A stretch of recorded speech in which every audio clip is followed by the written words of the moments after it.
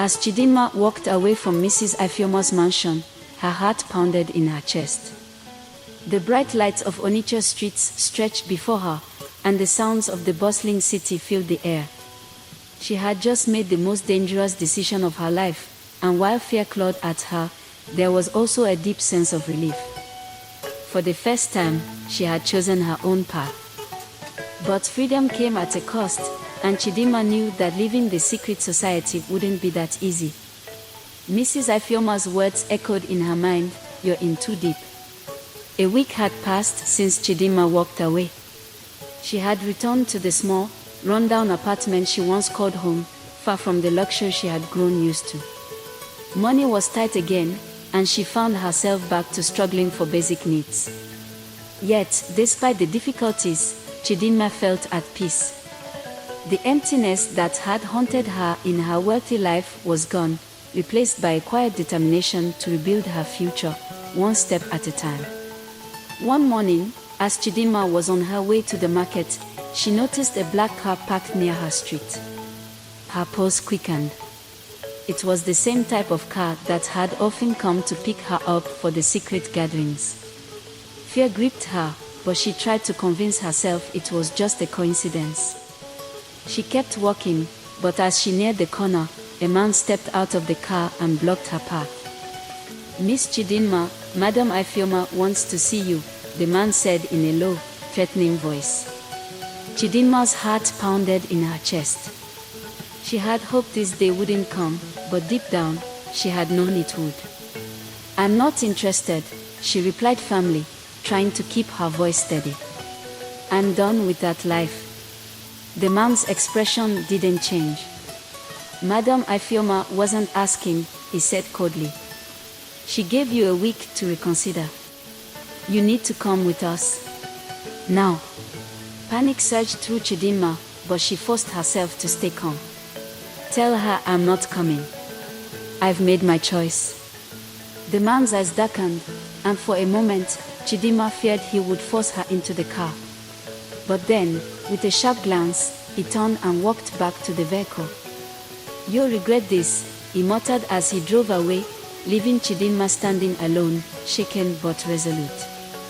The following days were tense. Chidinma constantly felt as though she was being watched. Her sleep was restless, filled with nightmares of being dragged back into the secret society. She knew Mrs. Ifeoma wouldn't let her leave without consequences, but she had made up her mind. No matter what happened, she wouldn't go back. One night, as Chidinma lay in bed, her phone rang. She looked at the screen and saw Adi's name. Relief washed over her. Adiz had been the only one to truly support her decision to leave. "Chidinma, are you okay?" Adiz's voice was filled with concern. "I'm fine," Chidinma lied, her voice shaky. "But they won't leave me alone. Mrs. Ifeoma sent someone to threaten me today." Adiz was silent for a moment. "You need to be careful, Chidinma. These people are dangerous. You can't underestimate them."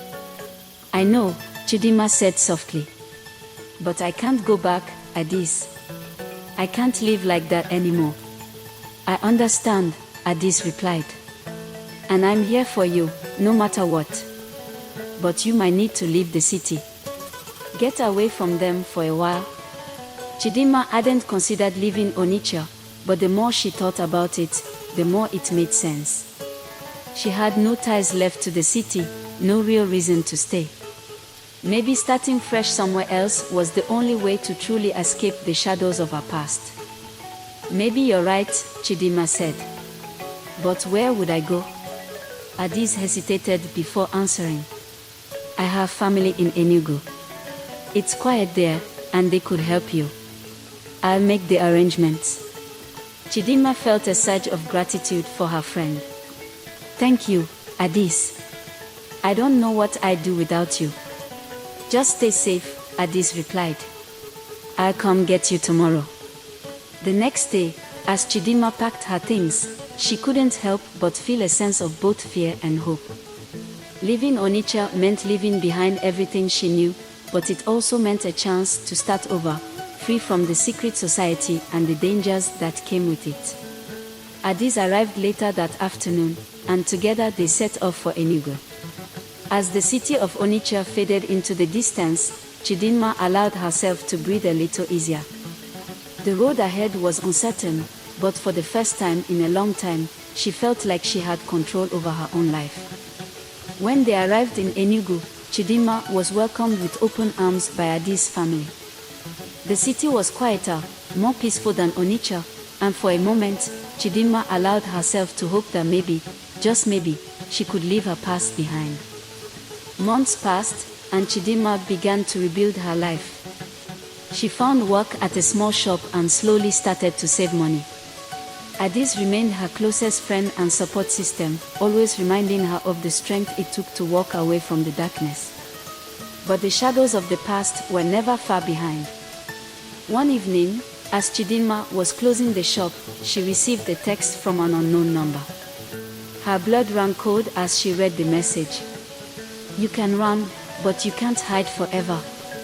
Chidinma's heart pounded in her chest. The secret society wasn't finished with her yet. But this time, she wouldn't run. She had made her choice, and she was ready to face whatever came next. With her newfound strength, Chidinma knew that no matter what happened, she would fight for her freedom. She had lost herself once, but she wouldn't let the darkness consume her again. Chidinma stood frozen in the shop, her hands trembling as she clutched her phone. The message echoed in her mind, "You can run, but you can't hide forever." She glanced around the quiet streets of Enugu, her heart racing.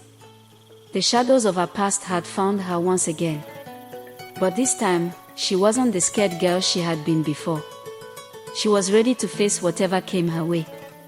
Chidinma hurried back to Addis' family house, her thoughts racing. She had to tell Addis, but as she walked through the door, she paused. Could she really drag her friend into this danger? Addis was sitting on the couch, sipping tea, when she noticed Chidinma's pale face. "Chidinma, what's wrong?" she asked, immediately concerned.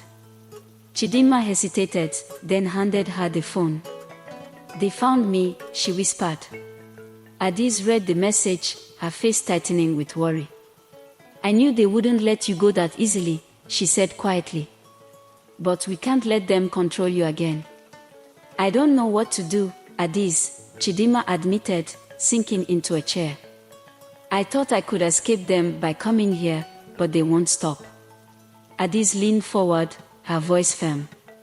"We'll fight back. You're not alone in this, Chidinma."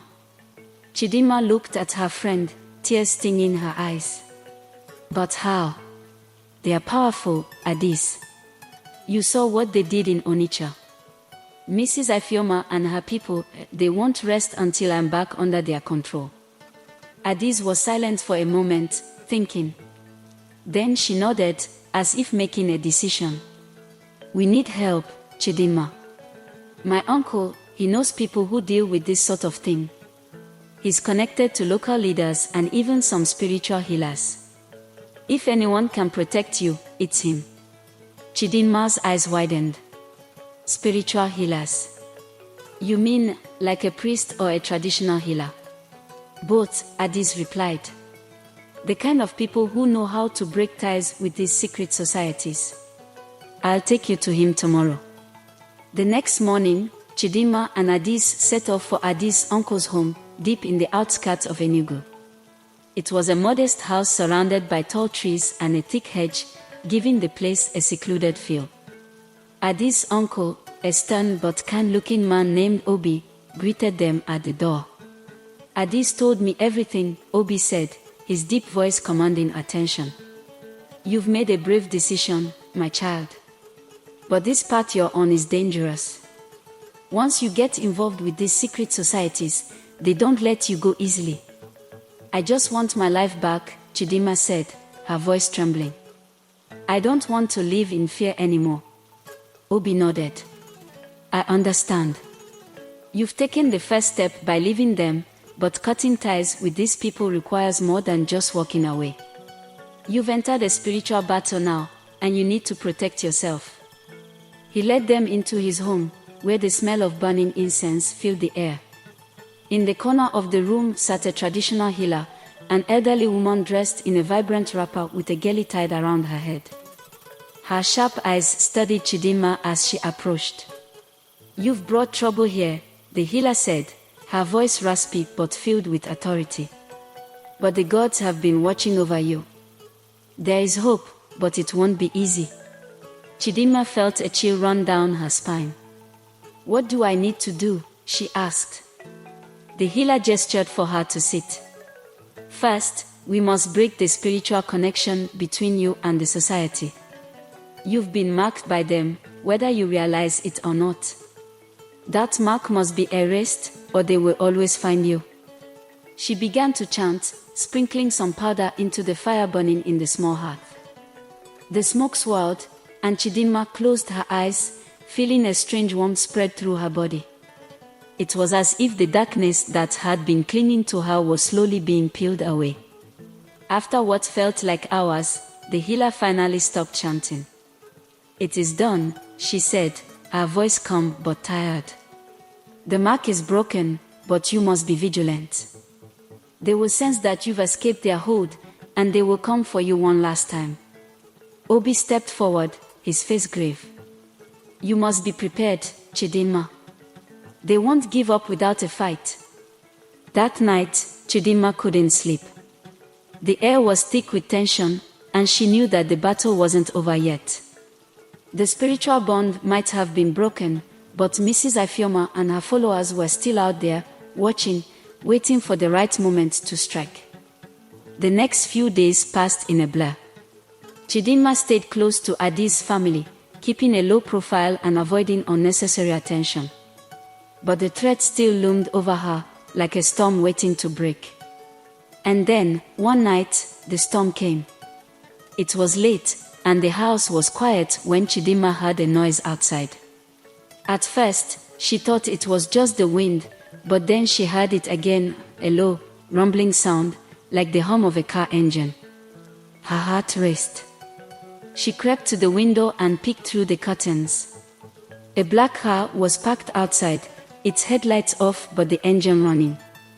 Chidinma's blood ran cold. They had found her. Panicking, she rushed to wake Adis. "They are here," she whispered urgently. "They've come for me." Adis was instantly awake, her face pale. "We need to get out of here. Now." But before they could move, the front door burst open, and 3 men stormed into the house. Chidinma froze as one of them stepped forward, a tall, imposing figure she recognized all too well. It was Mrs. Ifeoma's enforcer, the same man who had threatened her back in Onitsha. "You thought you could escape us, didn't you?" he sneered, his voice dripping with menace. "Mrs. Ifeoma sends her regards." Chidinma backed away, her mind racing. She knew they were outnumbered and overpowered. But something deep inside her refused to give up. "This is your last chance, Chidinma," the man said, stepping closer. "Come back with us, or suffer the consequences." Chidinma's eyes darted around the room, searching for something, anything, to defend herself with. Her hands landed on a heavy ceramic vase. Without thinking, she grabbed it and hurled it at the man's head. It struck him with a sickening thud, and he stumbled, cursing. "Run!" Chidinma screamed, grabbing Adi's hand and pulling her toward the back door. Together, they bolted into the night, their hearts pounding in their chests. They ran through the streets, breathless and terrified, until they reached Obi's house. Chidinma banged on the door, her heart racing as she explained what had happened. Obi's face hardened. "It's time we put an end to this," he said grimly. Together with the healer and a few trusted community leaders, they prepared for the final confrontation. That night, a protective ritual was performed, sealing Chidinma's spirit from further harm. When the enforcers returned the next morning, they found themselves powerless, unable to break through the spiritual barrier Obi had created. Mrs. Ifeoma's grip on Chidinma was finally broken for good. In the weeks that followed, Chidinma felt a sense of peace she had never known before. The darkness that had once surrounded her was gone, replaced by a new sense of hope and strength. She had faced her demons and won. And while the road ahead was still uncertain, Chidinma knew one thing for sure: she was finally free. As Chidinma settled into her new life, she realized the depth of her transformation. She felt lighter, her steps no longer weighed down by the past, and her spirit freer than ever before. Adiz and her family welcomed her wholeheartedly, encouraging her to start afresh, free from the shadows that had haunted her. One evening, as they sat under the stars in Obi's courtyard, Adiz asked, "What will you do now, Chidinma? You have so much potential. There's a whole future waiting for you." Chidinma smiled, looking up at the endless night sky. "I want to give back, to help others like me who may be struggling in the darkness. I don't know exactly how yet, but I feel like that's my purpose now." Obi nodded approvingly. "Your journey has taught you strength and resilience. Share that with others. There are many young people who need to know they are not alone." In the following months, with Adiz's support, Chidinma began volunteering at a local youth center. She shared her story, not in detail but with enough truth to inspire those who listened. She counseled young girls from struggling backgrounds, helping them understand that there were always choices, that hope was possible even in the darkest times. Her influence grew as she continued to pour her heart into the center, becoming a voice of encouragement and guidance. News of her work spread, and people in the community began to recognize her strength and compassion. One day, a girl named Neko approached her after a counseling session, eyes wide with fear and hope. "Chidinma, I don't know how to escape the life I'm in. I don't know if it's even possible," she confessed. Chidinma placed a comforting hand on Neko's shoulder, her voice gentle but resolute. "If I could find a way out, so can you. I'll be here to help you through it." As time passed, Chidinma found a new family in the youth she helped, and with every person she encouraged, she grew stronger, her painful memories replaced by new purpose and joy. The once scared girl had become a beacon of hope for her community, showing everyone who met her that freedom was within reach, no matter the darkness of their past. And through her journey, she discovered that true success wasn't in material wealth, but in the love, strength, and courage she now shared with those around her. Chidinma's life had come full circle, from a young girl fighting to survive to a woman inspiring others to live. Her story would be told in the community for years, a legend of resilience, and a reminder that even the darkest night could be broken by a single, unwavering light.